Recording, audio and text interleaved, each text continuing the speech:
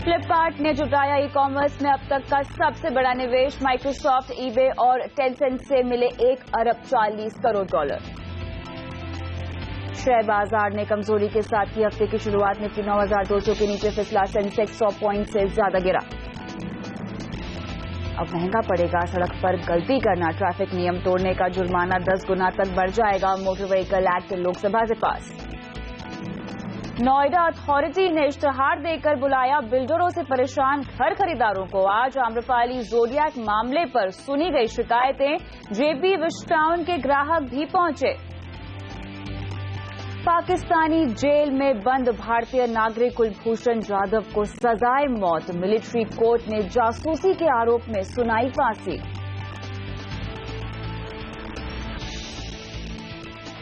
आपके मेहनत की कमाई आपको कमा कर दे, इसके लिए आपके पास वित्तीय अनुशासन होना बेहद जरूरी है। और ये सिर्फ हर महीने निवेश करने से नहीं आएगा। वित्तीय रूपरेखा में हो रहे बदलावों को समझने और उन पर अमल करने से आप अपनी पर्सनल फाइनेंस की प्लानिंग में महारत हासिल कर सकते हैं। आज योर मनी पर हम कई खबरों पर विस्तार से बात करेंगे। सबसे पहले आपको समझाएंगे कि ईपीएफ का पैसा कैसे एनपीएस में ट्रांसफर किया जाए और क्या ये करना वाकई सही है। क्या है इस ट्रांसफर की नई गाइडलाइंस। इसी पर योर मनी में आज हम करेंगे विस्तार से चर्चा। नमस्कार, मैं हूं कविता थपलियाल और आज मेरे साथ शो में जुड़ रहे हैं फाइनेंशियल प्लानर गौरव मशरूवाला। गौरव जी, आपका स्वागत है। ईपीएफ के बारे में अक्सर हम सुनते हैं जहां पर हमारी सैलरी का लगभग 12% हिस्सा जो है वो कटता है और रिटायरमेंट के लिहाज से इस पैसे को काफी अहम माना जाता है। लेकिन रिटायरमेंट के लिहाज से एक और टूल की अगर हम बात करें तो वो है एनपीएस। अगर एक और इन्वेस्टमेंट इंस्ट्रूमेंट की बात करें, एनपीएस है। और अब क्योंकि एनपीएस में सरकार चाहती है कि हम सबकी दिलचस्पी ज्यादा बढ़े, इसीलिए अब ये ऑप्शन जो कि पहले से था, अब इसको और आसान कर दिया गया है कि आप अगर चाहें तो ईपीएफ से पैसा निकालकर एनपीएस में डाल सकते हैं। यानी आपका जो सैलरी से पीएफ कटता है वो ना कट के वो जो राशि है वो सीधा एनपीएस में चली जाए। सबसे पहले जो वो तमाम दर्शक है जो अब तक अपनी सैलरी ब्रेकअप को नहीं समझते, खासतौर से गौरव जी ईपीएफ के पोर्शन को नहीं समझते हैं, उनको हम समझाते हैं कि 12% का हिस्सा कैसे कटता है, एम्प्लॉयर कितना काटता है और आप कितना कंट्रीब्यूट करते हैं। देखिए 12% कटता है एम्प्लॉयर की ओर से और आपकी ओर से, लेकिन एम्प्लॉयर का जो कंट्रीब्यूशन है उसमें आपकी कितनी तनख्वाह है उस पर डिपेंड करता है। एक हिस्सा जो है वो एम्प्लॉय प्रोविडेंट फंड ईपीएफ में चला जाता है। दूसरा जो हिस्सा जो बड़ा हिस्सा है वो इस शुरुआत में ईपीएस पेंशन स्कीम में जाता है और आपका पूरा का पूरा जो हिस्सा है 12% का वो ईपीएफ में जाता है। तो ये पूरा हिस्सा जो है आपकी सैलरी में से, आपकी तनख्वाह में से कट के और एम्प्लॉयर का कंट्रीब्यूशन होके एम्प्लॉय प्रोविडेंट फंड में ये जमा होता है। बिल्कुल, तो यहाँ पर आपको हमने बताया कि ईपीएफ क्या होता है और कैसे ईपीएफ जो कि आपकी सैलरी का हिस्सा है यहाँ पर पैसे कट जाते हैं 12%, जिसमें से आपका जो ईपीएस है उसमें पैसा जाता है और साथ ही एम्प्लॉयर का कंट्रीब्यूशन होता है। लेकिन अब आपको बताते हैं कि नेशनल पेंशन स्कीम यानी एनपीएस क्या है, रिटायरमेंट के लिहाज से क्यों इसमें पैसे डालने का ऑप्शन दिया गया है। गौरव जी, देखिए दो चीज है, अगर सरकार की ओर से देखें तो जो एम्प्लॉय प्रोविडेंट फंड है उसमें एक निश्चित रिटर्न है। बाजार के ब्याज के चढ़ाव उतार के हिसाब से इतना बदलाव नहीं होता। जब एनपीएस की बात करते हैं तो हमें चूज करना है कि हमारा पैसा इक्विटी मार्केट में कितना जाएगा, गवर्नमेंट सिक्योरिटी में कितना जाएगा और कॉर्पोरेट बॉन्ड वगैरह में कितना जाएगा, और उसके चढ़ाव उतार के हिसाब से हमारा जो इवेंचुअल रिटायरमेंट कॉर्पस है वो तय होगा। तो पूरा जो रिस्क है, मार्केट रिस्क, इंटरेस्ट रेट का और शेयर मार्केट का, ये पूरा एम्प्लॉई पे ट्रांसफर हो जाता है। सबसे पहली बात ये है, इसलिए सरकार चाहती है कि धीरे धीरे धीरे लोग ईपीएफ, क्योंकि सरकार ये जिम्मेदारी लंबे अरसे तक नहीं उठा पाएगी कि एक निश्चित रिटर्न दे पाए, क्योंकि फिर उनकी जिम्मेदारी बढ़ती है तो ये कहीं ना कहीं टैक्स धारकों को और सिटीजन्स पे रिस्पॉन्सिबिलिटी आती है। सरकार चाहती है कि जो पूरा रिस्क जो है ये धीरे धीरे धीरे जो इंसान खुद है, एम्प्लॉई खुद है, वो एक्सेप्ट कर ले। तो ये डिफाइंड बेनिफिट स्कीम कहते हैं, जो कि ईपीएफ है, जहां पे जो रिटायरमेंट बेनिफिट है वो निश्चित है, उसके रिटर्न्स हमें पहले से पता है। उसे डिफाइंड कंट्रीब्यूशन, इसका मतलब ये है कि आपका कंट्रीब्यूशन तय है लेकिन उसके रिटर्न्स बाजार के चढ़ाव उतार के हिसाब से उसकी जोखिम आप ले लें। बिल्कुल, थोड़ा सा अगर मैं इसको विस्तार से समझना चाहूं तो NPS as a investment instrument कैसा है, और यहाँ पर जो दो तरह के अकाउंट बनाए जाते हैं और साथ ही जिस तरह से मुझे टैक्स छूट मिलती है इसमें निवेश करके, उसके बारे में कुछ विस्तार से बताइए। साथ ही एनपीएस के जरिए कहाँ कहाँ निवेश होता है? तो एनपीएस जो है उसमें पहले तो हमें अकाउंट खोलना होता है। टियर 1 अकाउंट जो है नॉर्मल रिटायरमेंट अकाउंट के हिसाब से आपका कंट्रीब्यूशन रहता है। बीच में 1 या 2 दफे आप पैसे निकाल सकते हैं। ये बजट में भी कुछ प्रावधान किया गया था कि अगर पहले पैसे की जरूरत पड़ी, ये टियर 1 अकाउंट है, वहां से आप पैसे निकाल पाओगे at the time of retirement. और एनपीएस मैं किसी भी सरकारी बैंक से जाकर खुलवा सकती हूँ? आप सरकारी बैंक में जाके खुलवा सकते हैं। उसके अलावा कई सारे पॉइंट ऑफ सेल पॉइंट से पीओपी पॉइंट है, वहां से भी आप खरीदी कर सकते हैं। आपको एक एप्लीकेशन फॉर्म देना है। ऑनलाइन भी ये विकल्प अभी दिया गया है। बैंक में मेरा अकाउंट हो वो अनिवार्य वो जरूरी नहीं है, वो अनिवार्य नहीं है। तो वहां पे एक दफे आपने एनपीएस अकाउंट खोल दिया तो फिर आप उसमें कंट्रीब्यूट कर सकते हैं। जो टैक्स की बात की, तो जो एटीसी का बेनिफिट है 1.5 लाख का, ये पूरा आप एनपीएस में भी कर सकते हैं अगर आप चाहे तो। उसके अलावा और एक थोड़ा 50,000 का बेनिफिट दिया गया है। ये सेक्शन 80CCD, ये एक नया सेक्शन पिछले और मेरे ख्याल से उससे आगे के बजट में इसका प्रावधान किया गया था और इसका बेनिफिट दिया गया था। तो आप 1.5 लाख और उसके ऊपर और 50,000, तो 2 लाख रुपए तक का कंट्रीब्यूशन कर सकते हैं। जो टैक्स का बेनिफिट है, जब भी आप पैसे निकालेंगे तो 40% पैसा आप निकाल सकते हैं बिना टैक्स, बाकी में से आपको एन्युइटी खरीदनी है। आपका जो दूसरा प्रश्न था कि ये पैसे कहां जाते हैं, तो 3 प्रकार के एसेट क्लास डिफाइन किए गए हैं। One is is an equity market में जाएगा। दूसरा सी जो है वो कॉर्पोरेट बॉन्ड्स में जाएगा, और तीसरा जी यानी कि गवर्नमेंट सिक्योरिटी। तो आपके पैसे 3 जगह पे जा सकते हैं, ई, जी और सी, और ये आपको तय करना है कि कितना इक्विटी, कितना कॉर्पोरेट बॉन्ड और गवर्नमेंट सिक्योरिटी। हालांकि वहां पर भी कैप है, अपर कैप है, उससे ज्यादा आप नहीं कर सकते। चलिए, अब सवाल ये उठता है कि कैसे ईपीएफ से एनपीएस में अपने पैसे ट्रांसफर कर सकते हैं। सबसे पहले, क्या मैं दोनों में पैसे निवेश कर सकती हूँ? रिटायरमेंट का अगर मेरा लक्ष्य हो, अगर मुझे पैसे जमा करने हो इसी एक लक्ष्य के लिए, या ईपीएफ को पूरी तरह से बंद करके मुझे ईपीएफओ में फॉर्म भरना पड़ेगा और अपना एनपीएस खाता भी खुलवाना पड़ेगा, और जो जितनी राशि मेरी कटती थी ईपीएफ के लिए वही राशि जमा हो जाएगी एनपीएस में, ऐसा होगा? आपको ऑप्शन है, आप वन टाइम ट्रांसफर कर सकते हैं। अच्छा, लेकिन अभी वन टाइम ऑप्शन ही है, तो वन टाइम सालाना होगा ये ऑप्शन? उसका क्लैरिफिकेशन मेरे पास नहीं है। तो मेरे ख्याल से वन टाइम ऑप्शन है, सालाना है कि वन टाइम, लेकिन मेरे ख्याल से सालाना ही होना चाहिए, क्योंकि हाँ ये लॉजिकल नहीं है। तो एक दफे आपको अकाउंट खोलना पड़ेगा, एनपीएस टियर 1 अकाउंट। उसके बाद में आप एप्लीकेशन दे दें transfer of fund from EPF to NPS, और आपके एम्प्लॉयर को भी बता दें कि हमने ये रिक्वेस्ट दी है।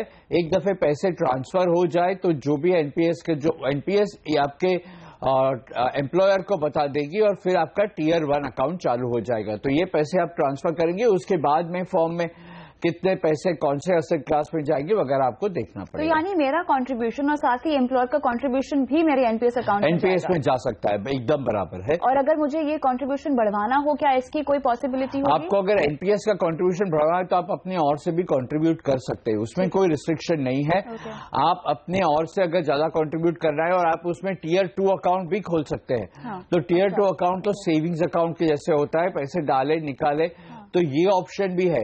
उसमें कोई भी रिस्ट्रिक्शन नहीं है कि हम कितने पैसे डालें, उसमें कोई रिस्ट्रिक्शन नहीं है विड्रॉल्स पे। टियर 1 में रिस्ट्रिक्शन है, टियर 2 में कोई रिस्ट्रिक्शन नहीं है। ठीक है, मेरे पास सिर्फ 1 ही मिनट है ब्रेक पे जाने के लिए। फाइनेंशियल प्लानर के तौर पे क्या आप ये रेकमेंड करेंगे कि ईपीएफ बंद करा के वो पैसे आप ट्रांसफर कर दीजिए एनपीएस में? कविता, अभी तो रेकमेंडेशन आज की तारीख में नहीं करूंगा। एनपीएस अकाउंट खोल ले, वहां पे कंट्रीब्यूट करें, क्योंकि ईपीएफ में आज की तारीख में पैसे निकालते हैं तो पूरा का पूरा टैक्स फ्री है, नंबर 1।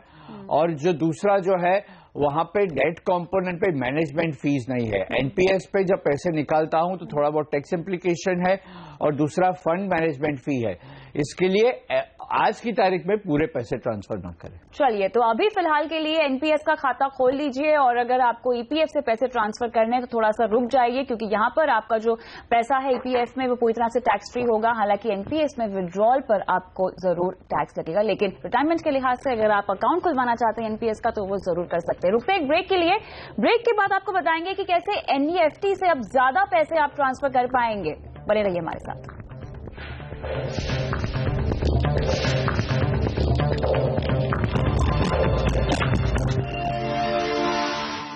यौर्मनी में आपका फिर से स्वागत है। आगे बढ़ते हैं और हमारी पहली दर्शक का सवाल लेते हैं शिल्पा का, जो कि समझना चाहती हैं कि NEFT के जरिए पैसे कैसे ट्रांसफर हो सकते हैं, NEFT क्या होता है और कैसे पैसों का लेन देन करना आसान हो जाता है NEFT के जरिए, और जो नए बदलाव आए हैं टाइमिंग्स में वो क्या है। बहुत ही अच्छा सवाल है और हम देखते भी हैं कि लोग NEFT के बारे में कई सवाल पूछते हैं, और जब से हमने देखा है कि यहाँ पर डिजिटल जाने की एक मुहिम शुरू हो चुकी है देश में, तो इस तरह के जो जरिए हैं इनका बहुत इस्तेमाल हो रहा है।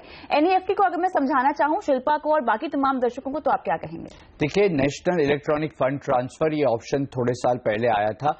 इसके तहत हम हमारा पैसा एक अकाउंट होल्डर के अकाउंट में से दूसरे अकाउंट होल्डर, या तो हमारा दूसरा अकाउंट है या किसी और का, इलेक्ट्रॉनिकली कर सकते हैं। हमें चेक काटने की जरूरत नहीं, चेक इश्यू करने की, क्लियर की कोई भी जरूरत नहीं है। या तो हम ऑनलाइन बैंकिंग कर सकते हैं। अभी तो विकल्प मोबाइल फोन पे भी ऐप द्वारा कई सारे बैंक्स ऑफर करते हैं। तो ये इलेक्ट्रॉनिकली फंड ट्रांसफर होता है, आसान है, कॉस्ट नहीं है, और ज्यादातर मामलों में वही दिन हो जाता है। अगर आपने शाम को किया तो नेक्स्ट डे, लेकिन ज्यादातर किस्सों में वही दिन फंड ट्रांसफर हो जाता है। बिल्कुल, लेकिन यहाँ पर एक बहुत बड़ा बदलाव भी हुआ है। यहाँ पे हर घंटे के बजाय हर 30 मिनट में आप पैसे ट्रांसफर कर पाएंगे। तो पहले ये जो था वो हर 2 घंटे में था, वहां से कम करके 1 घंटा किया गया, और अभी हर आधे घंटे में। तो ये बैच सिस्टम है। दूसरी एक सिस्टम RTGS, हालांकि उसकी बात नहीं करते, वो रियल टाइम में अभी इंस्ट्रक्शन दी, अभी ट्रांसफर हुआ। यहाँ पे हर 30 मिनट पे जितने भी इंस्ट्रक्शन है वो प्रोसेस की जाएगी। तो ये फास्ट हो गया, क्योंकि अभी अगर मैंने इंस्ट्रक्शन दे दी और आधा घंटा भी बाकी है क्लोजिंग आवर्स में, तो उसके पहले पैसे ट्रांसफर हो जाएंगे। इसलिए पैसे फटाफट ट्रांसफर होते हैं। ये एक आसान सा जरिया है, भारत में कहीं भी आप कर सकते हैं। आपको सिर्फ जरूरत है ऑनलाइन बैंकिंग या ऑनलाइन मोबाइल फैसिलिटी की, और जिनको पैसा देना है उनके IFCI code, bank account number वगैरह, और आपका पैसा ट्रांसफर हो गया। मिनिमम टू मैक्सिमम लिमिट पैसे ट्रांसफर करने की? There is no minimum limit. हालांकि अगर 2 लाख से ज्यादा है तो मैं रेकमेंड करूंगा कि RTGS की तहत करें, क्योंकि वो फास्ट है। लेकिन NEFT की लिमिट नहीं है। NEFT में भी आप 2 लाख 5 लाख कर सकते हैं। हालांकि कई सारी बैंकों ने अपने अकाउंट होल्डर पे उनके ट्रांजैक्शन के हिसाब से अपर लिमिट लगाई हो, और ये मेनली सिक्योरिटी के हिसाब से, सेफ्टी के हिसाब से है।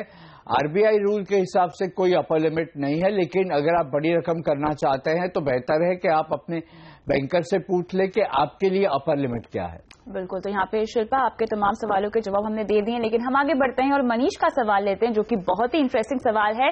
किराए की रसीद पे सवाल पूछ रहे हैं। जो HRA एग्जेम्पशन के लिए आप रसीद देते हैं, अब उसमें भी IT डिपार्टमेंट की नजर है। सरकार ने किराए की रसीद के नियम यहाँ पे सख्त कर दिए हैं, और मनीष जो है वो यही जानना चाहते हैं कि अब दस्तावेज के लिहाज से जब भी आप वो रिसीप्ट देंगे तो क्या क्या दस्तावेज आपको साथ में देने होंगे, क्या क्या बदलाव, और कितना सख्त कर दिया है पूरा मामला? देखिए, सख्त इसलिए किया कि कई लोग गलत रसीद देते थे, फैमिली के साथ रहते थे, पेरेंट्स के साथ रहते थे, और फिर भी वो लोग ये बेनिफिट लेते थे। इनफैक्ट एक तो केस ऐसा देखा गया है, उसका डिसीजन भी आ गया था कि उन्होंने घर के लिए लोन लेके रखी थी, ATC बेनिफिट भी क्लेम किया, और उसके बाद में उन्होंने HRA के लिए ये रेंट रिसीट भी ली।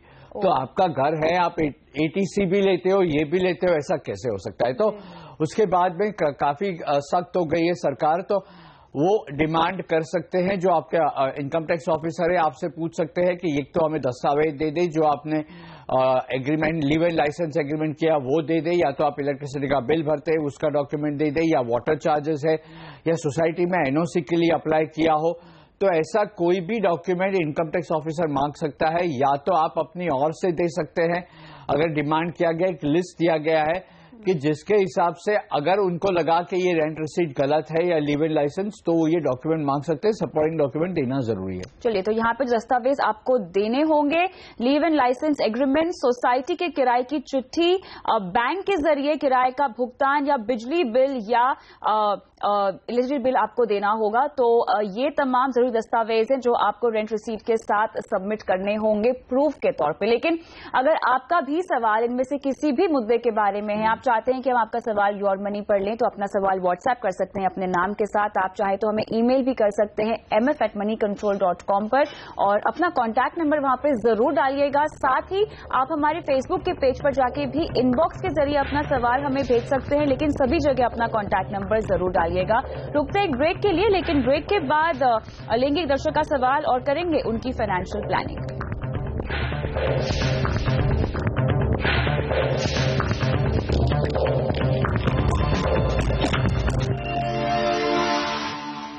योर मनी में आगे बढ़ते हैं और संतोष का सवाल लेते हैं। इन्होंने ईमेल के जरिए अपना सवाल हमसे पूछा है। इन्हें बेसिकली अपने पेंशन अमाउंट का 25 लाख रुपए निवेश करना है। ये कह रहे हैं कि इनके पास कुछ 80 लाख रुपए आने थे, जिसमें से इन्होंने लगभग 60 लाख रुपए बैलेंस्ड फंड में निवेश कर दिए हैं और ELSS और तमाम फंड्स में पैसे लगा दिए हैं। अब बचे हुए 25 लाख रुपए हैं इनके पेंशन अमाउंट के, और ये कहां पर ये निवेश करें हमसे पूछना चाह रहे हैं। संतोष जी, आपने अपना सवाल तो हमें दिया है, कॉन्टैक्ट नंबर नहीं दिया है, जिसके जरिए कुछ और डिटेल्स थी जो शायद गौरव जी को भी पूछनी थी, हम पूछ सकते थे, लेकिन फिलहाल इनकी रिस्क एपेटाइट हमें नहीं पता है। और क्योंकि मैं समझ रही हूँ कि रिटायर्ड हैं तो शायद बिल्कुल भी रिस्क नहीं ले सकते, उनके रिटायरमेंट का पैसा है। तो अब बचा हुआ 25 लाख रुपए ये कहां निवेश करें? कविता, देखिए, क्योंकि उन्होंने ऑलरेडी कह दिया है कि उन्होंने बैलेंस फंड ले लिए है ELSS, तो जब रिटायरमेंट कॉर्पस के मैनेजमेंट की बात आती है तो हम उसको 3 या 4 हिस्सों में बांट देते हैं। एक तो फंड इमरजेंसी के लिए, क्योंकि अगर रिटायरमेंट है, कोई इमरजेंसी आ गई, जो कंटिजेंसी फंड है वो करीब हम 6 महीने का एक कॉर्पस क्रिएट कर देते हैं, तो ये पैसा उसमें रख दे, ये थोड़ा पैसा घर में रख सकते हैं, बाकी savings bank, link to fixed deposit और लिक्विड फंड, तो 6 महीने का रिजर्व हो गया। ये पार्ट 1। दूसरा, क्योंकि उन्होंने बताया नहीं, लेकिन और रिटायरीज जो है ये इसका इस्तेमाल कर सकते हैं कि 10 या 15 लाख, क्योंकि रकम बड़ी है, 10 या 15 लाख का कॉर्पस मेडिकल ट्रीटमेंट के लिए रख रहे हैं। अगर मेडिकल इंश्योरेंस नहीं है, तो अगर इतना पैसे नहीं है तो 5 लाख के भी रख सकते हैं। एक FD वगैरह कुछ भी कर दे, ताकि अगर कुछ ऐसी बीमारी आ गई जो लंबे वक्त तक चले, और हेल्थ इंश्योरेंस में इतना कवरेज नहीं है, तो ये दूसरा हिस्सा हो गया। तीसरा हिस्सा जो है रेगुलर इनकम के लिए, क्योंकि यहाँ पे उन्होंने ये बताया नहीं कि रेगुलर इनकम की जरूरत है या नहीं, या उसकी अरेंजमेंट कैसे की है। उन्होंने जो बात की है वो सिर्फ ग्रोथ की बात की है। तो रेगुलर इनकम के लिए काफी सारे ऑप्शंस है। सीनियर सिटीजन सेविंग स्कीम है, post office monthly income scheme है, फिक्स डिपॉजिट में कर सकते हैं, उसके अलावा आप बॉन्ड्स वगैरह ले सकते हैं। तो एक हिस्सा जो है वो कंटिजेंसी फंड के लिए, एक हेल्थ के लिए, एक रेगुलर इनकम के लिए और एक ग्रोथ के लिए। लेकिन क्योंकि ग्रोथ का उन्होंने ग्रोथ की अरेंजमेंट कर लिए, तो रेगुलर इनकम। अभी जो फंड की बात करते हैं उसमें और एक ऑप्शन, अगर म्यूचुअल फंड की बात करते हैं तो उसमें एक ऑप्शन है कि मंथली इनकम प्लान्स, लेकिन मंथली इनकम प्लान्स के जो रिटर्न्स है वो निश्चित नहीं है।